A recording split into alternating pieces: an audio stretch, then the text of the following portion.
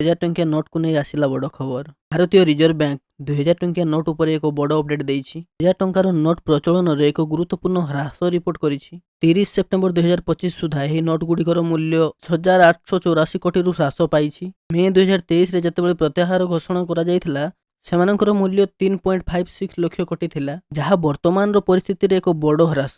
ଏହି ନୋଟଗୁଡ଼ିକର ପ୍ରଚଳନ ପୂର୍ବରୁ ପ୍ରତ୍ୟାହାର ପାଇଁ ଜାରି କରାଯାଇଛି। 2000 ଟଙ୍କାର ନୋଟ ଏବେ ବି ଆଇନଗତ ଟେଣ୍ଡର ସ୍ଥିତି ବଜାୟ ରହିଛି। ଏହାର ଅର୍ଥ ହେଉଛି ଏହାକୁ ଦୈନନ୍ଦିନ ଜୀବନରେ ବ୍ୟବହାର କରାଯାଇପାରିବ ନାହିଁ, କିନ୍ତୁ ଆପଣ ଏହାକୁ ଋଣ ପରିଶୋଧ ଏବଂ ଆର୍ଥିକ ଉଦ୍ଦେଶ୍ୟରେ ବ୍ୟବହାର କରିପାରିବେ। କେନ୍ଦ୍ର ସରକାର ନଭେମ୍ବର 2016ରେ 500 ଏବଂ 1000 ଟଙ୍କିଆ ନୋଟ ବନ୍ଦ କରିବାକୁ ନିଷ୍ପତ୍ତି ଦେଇଥିଲେ। ଦେଶର ଆର୍ଥିକ ଆବଶ୍ୟକତା ପୂରଣ କରିବା ପାଇଁ ଆରବିଆଇ 2000 ଟଙ୍କିଆ ନୋଟ ଛାପିଥିଲା। ତଥାପି ଆରବିଆଇ ଅନୁଯାୟୀ ଲକ୍ଷ୍ୟ ପୂରଣ ହେବା ଏବଂ ଅନ୍ୟାନ୍ୟ ମୂଲ୍ୟର ନୋଟ ପର୍ଯ୍ୟାପ୍ତ ପରିମାଣର ଛପା ହେବା ପରେ ଏହି ନୋଟଗୁଡ଼ିକୁ ବନ୍ଦ କରିବାର ନିଷ୍ପତ୍ତି ନିଆଯାଇଥିଲା। 2018-19ରେ 2000 ଟଙ୍କିଆ ନୋଟ ଛାପିବା ବନ୍ଦ କରାଯାଇଥିଲା।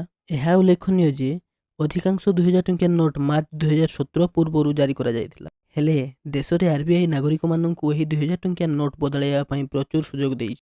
7 ଅକ୍ଟୋବର 2023 ପର୍ଯ୍ୟନ୍ତ ଆପଣ ଯେକୌଣସି ବ୍ୟାଙ୍କକୁ ଯାଇ 2000 ଟଙ୍କିଆ ନୋଟ ଜମା କିମ୍ବା ବଦଳାଇ କରିପାରିଥାନ୍ତେ। ତଥାପି ଏହି ସମୟସୀମା ବହୁତ ଦିନ ବିତିଗଲାଣି, କିନ୍ତୁ 9 ଅକ୍ଟୋବର 2023 ଠାରୁ ଆପଣ 2000 ଟଙ୍କିଆ ନୋଟ ବଦଳାଇବା ପାଇଁ ଆରବିଆଇ 19ଟି କର୍ପୋରେଟ କାର୍ଯ୍ୟାଳୟକୁ ଯାଇପାରିବେ। ଏହା ସହିତ ଆପଣ ପୋଷ୍ଟାଲ ମାଧ୍ୟମରେ ଆରବିଆଇ କର୍ପୋରେଟ କାର୍ଯ୍ୟାଳୟ 2000 ଟଙ୍କିଆ ନୋଟ ପଠାଇ ପାରିବେ ଏବଂ ଆପଣ ବ୍ୟାଙ୍କ ଆକାଉଣ୍ଟ ବିବରଣୀ ପ୍ରଦାନ କରି ମଧ୍ୟ ସେଗୁଡ଼ିକ ବଦଳାଇ ପାରିବେ। ମୋଦିଙ୍କୁ ଧୋକା ଦେଲେ ପୁଟିନ।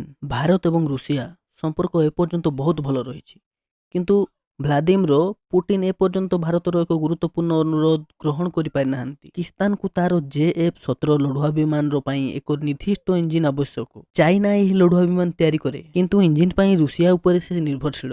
ରିପୋର୍ଟ ଅନୁଯାୟୀ ଭାରତ ବହୁତ ଦିନ ଧରି ରୁଷିଆକୁ ସିଧାସଳଖ ପାକିସ୍ତାନକୁ ଇଞ୍ଜିନ ବିକ୍ରୟ ନ କରିବାକୁ ଅନୁରୋଧ କରିଥିଲା, କିନ୍ତୁ ରୁଷିଆ ଭାରତର ଅନୁରୋଧ ଅଣଦେଖା କରିଥିଲା। ରୁଷିଆ ଏବେ ପାକିସ୍ତାନକୁ ଇଞ୍ଜିନ ବିକ୍ରୟ କରିବାର ନିଷ୍ପତ୍ତିରେ ଅଟଳ ରହିଛି।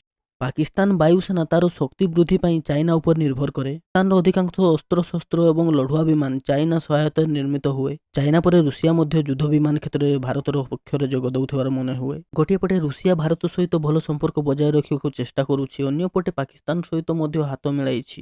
ପୁଟିନଙ୍କ ଭାରତ ଆବେଦନକୁ କର୍ଣ୍ଣପାତ କରିବାକୁ ମନା କରିବା ତାଙ୍କର ଡବଲ ଗେମ୍ର ସାମିଲ ହେବା ସଂକେତ ଦେଇଛି। JH-17 ହେଉଛି ଏକ 4.5 ପିଢ଼ିର ଲଢୁଆ ବିମାନ। ଭାରତ ଏବେ ବ୍ଲକ III ବିକଶିତ କରୁଛି। ଏହା ପୂର୍ବରୁ ବ୍ଲକ 1, ବ୍ଲକ 2 ରଖିଛି, କିନ୍ତୁ ଏଗୁଡ଼ିକର କାମ ଶକ୍ତିଶାଳୀ ବୋଲି ବିବେଚନା କରାଯାଏ। ସାମ୍ନାକୁ ଆସିଲା ଏସିଆ ଟ୍ରଫି ବିବାଦର ସତ୍ୟ। ବର୍ଷର ଏସିଆ କପ୍ ଟୁର୍ଣ୍ଣାମେଣ୍ଟ ସବୁଠାରୁ ଅଧିକ ଚର୍ଚ୍ଚାରେ ରହିଛି। ଟୁର୍ଣ୍ଣାମେଣ୍ଟ ସମୟରେ ପାକିସ୍ତାନୀ ଖେଳାଳିମାନେ ପଡ଼ିଆରେ କେବଳ ଅପମାନଜନକ ଭାଷା ବ୍ୟବହାର କରିନଥିଲେ, 6-0 ଇଙ୍ଗିତ କରି ଏକ ଯୁଦ୍ଧ ବିମାନକୁ ଖସାଇ ଦେବା ଭଳି କରୁଥିବାର ମଧ୍ୟ ଦେଖାଯାଇଥିଲା। ପାକିସ୍ତାନୀ ଦଳ ସହିତ ହାତ ମିଳାଇବାକୁ ମନା କରିବା ନେଇ ଏ ବିବାଦ ମଧ୍ୟ ସୃଷ୍ଟି ହୋଇଥିଲା ଏବଂ ଏବେ ଟ୍ରଫିକୁ ନେଇ ଏକ ବିବାଦ ଆରମ୍ଭ ହୋଇଛି। ପାକିସ୍ତାନୀ କ୍ରିକେଟ ବିଶେଷଜ୍ଞ ଅମିର ହୁସେନ ଦାବି କରିଛନ୍ତି ଯେ କ୍ରିକେଟ ପରିଷଦ ଅଧ୍ୟକ୍ଷ ମହସିନ ନକଭି ଟ୍ରଫି ଗ୍ରହଣ କରିବାକୁ ଭାରତୀୟ କ୍ରିକେଟ ଦଳର ଡ୍ରେସିଂ ରୁମକୁ ଯାଇଥିଲେ। ପାକିସ୍ତାନୀ ବିଶେଷଜ୍ଞ କମର ଚିମାଙ୍କ ଏକ ପଡକାଷ୍ଟରେ ଅମିର ହୁସେନ ଏହି ଦାବି କରିଛନ୍ତି। କମର ଚିମା କହିଛନ୍ତି ଯେ ଭାରତ ଟ୍ରଫି ଗ୍ରହଣ କରିବା ଉଚିତ କାରଣ ଏହା ଟୁର୍ଣ୍ଣାମେଣ୍ଟ ଚାମ୍ପିୟନ। ଯଦିଓ ଭାରତୀୟ ଦଳ ମହସିନ ନକଭିଙ୍କ ଠାରୁ ଟ୍ରଫି ଗ୍ରହଣ କରିବାକୁ ଚାହୁଁନାହାନ୍ତି, ଅମିର ହୁସେନ କହିଛନ୍ତି ଯେ ମହସିନ ନକଭି ଟ୍ରଫି ନେଇ ପାକିସ୍ତାନ ଫେରିଛନ୍ତି। କହିଛନ୍ତି ଯେ 20 ମିନିଟ୍ ପର୍ଯ୍ୟନ୍ତ ମଞ୍ଚରେ ଅପେକ୍ଷା କରିବା ପରେ ମହସିନ ନକଭି ପାକିସ୍ତାନ କ୍ରିକେଟ ଦଳର ଅଧିନାୟକ ସଲମାନ ଅଲି ଆଗା ଏବଂ ପ୍ରଶିକ୍ଷକ ମାଇକ ହେସନଙ୍କ ସହିତ ଭାରତୀୟ କ୍ରିକେଟ ଦଳର ଡ୍ରେସିଂ ରୁମକୁ ଯାଇଥିଲେ ଏବଂ ଭାରତୀୟ ଅଧିନାୟକ ସୂର୍ଯ୍ୟ କୁମାର ଯାଦବଙ୍କ ସହିତ କଥା ହୋଇଥିଲେ, କିନ୍ତୁ କିଛି ହୋଇନଥିଲା। ସେମାନେ ଟ୍ରଫି ପାଇବାକୁ ଯୋଗ୍ୟ ଏବଂ ପାକିସ୍ତାନ ଏହାକୁ ପ୍ରଦାନ କରିବାକୁ ପ୍ରସ୍ତୁତ। ମହସିନ ନକଭି ସେଦିନ 20 ମିନିଟ୍ ପର୍ଯ୍ୟନ୍ତ ମଞ୍ଚରେ ଠିଆ ହୋଇ ଭାରତୀୟ ଦଳର ଅପେକ୍ଷା କରିଥିଲେ, କିନ୍ତୁ ଭାରତୀୟ ଦଳରୁ କେହି ଆସିନଥିଲେ। ଭାରତୀୟ ଖେଳାଳିମାନେ କହିଥିଲେ, ଆମେ ମହସିନ ନକଭିଙ୍କ ଠାରୁ ଟ୍ରଫି ଗ୍ରହଣ କରିବାକୁ ଚାହୁଁନାହୁଁ। ଆସିଲା 100 ଟଙ୍କିଆ କଏନ୍। ଭାରତ ସରକାର ସମ୍ପ୍ରତି ରାଷ୍ଟ୍ରୀୟ ସ୍ୱୟଂସେବକ ସଂଘ RSSର 100ତମ ବାର୍ଷିକୀ ଉପଲକ୍ଷେ ଏକ ସ୍ୱତନ୍ତ୍ର 100 ଟଙ୍କାର ମୁଦ୍ରା ଏବଂ ଏକ ଡାକ ଟିକେଟ ଜାରି କରି ଐତିହାସିକ ପଦକ୍ଷେପ ନେଇଛନ୍ତି। ଏହି କାର୍ଯ୍ୟକ୍ରମ ଦିଲ୍ଲୀର ଡକ୍ଟର ଆମ୍ବେଦକର ଅନ୍ତର୍ଜାତୀୟ କେନ୍ଦ୍ରରେ ଅନୁଷ୍ଠିତ ହୋଇଥିଲା, ଯେଉଁଠାରେ ପ୍ରଧାନମନ୍ତ୍ରୀ ଉଭୟ ଜିନିଷକୁ ମୁକ୍ତ କରିଥିଲେ। ଏହି ଅବସରରେ ପ୍ରଧାନମନ୍ତ୍ରୀ ମୋଦି ଏହି ସ୍ୱତନ୍ତ୍ର ମୁଦ୍ରା ଏବଂ ଡାକ ଟିକେଟର ବ୍ୟାଖ୍ୟା କରି କହିଥିଲେ ଯେ ଏହା ଏକ ଧାତୁ ଖଣ୍ଡ ନୁହେଁ, ବରଂ ଦେଶପ୍ରେମ ଏବଂ ସେବାର ପ୍ରତୀକ। ଆଧାର କାର୍ଡ ଅପଡେଟ୍ ହେଲା ମହଙ୍ଗା। ଆପଣଙ୍କ ଆଧାର କାର୍ଡକୁ ଅପଡେଟ୍ କରିବା ଏବେ ଆପଣଙ୍କ ୱାଲେଟ ଉପରେ ବୋଝ ହୋଇପାରେ। ଭାରତୀୟ ଅନ୍ୟାନ୍ୟ ପରିଚୟ ପ୍ରାଧିକରଣ ଆଧାର ସମ୍ବନ୍ଧୀୟ ସେବା ଶୁଳ୍କ ବୃଦ୍ଧି ଘୋଷଣା କରାଯାଇଛି। ଏହି ନୂତନ ଶୁଳ୍କ 1 ଅକ୍ଟୋବର 2025ରୁ ଲାଗୁ ହେବ ଏବଂ 30 ସେପ୍ଟେମ୍ବର 2028 ପର୍ଯ୍ୟନ୍ତ ବୈଧ ରହିବ। ପରବର୍ତ୍ତୀ ହ୍ରାସ ଚାର୍ଟ 1 ଅକ୍ଟୋବର 2028ରୁ 30 ସେପ୍ଟେମ୍ବର 2031 ପର୍ଯ୍ୟନ୍ତ ଲାଗୁ ହେବ।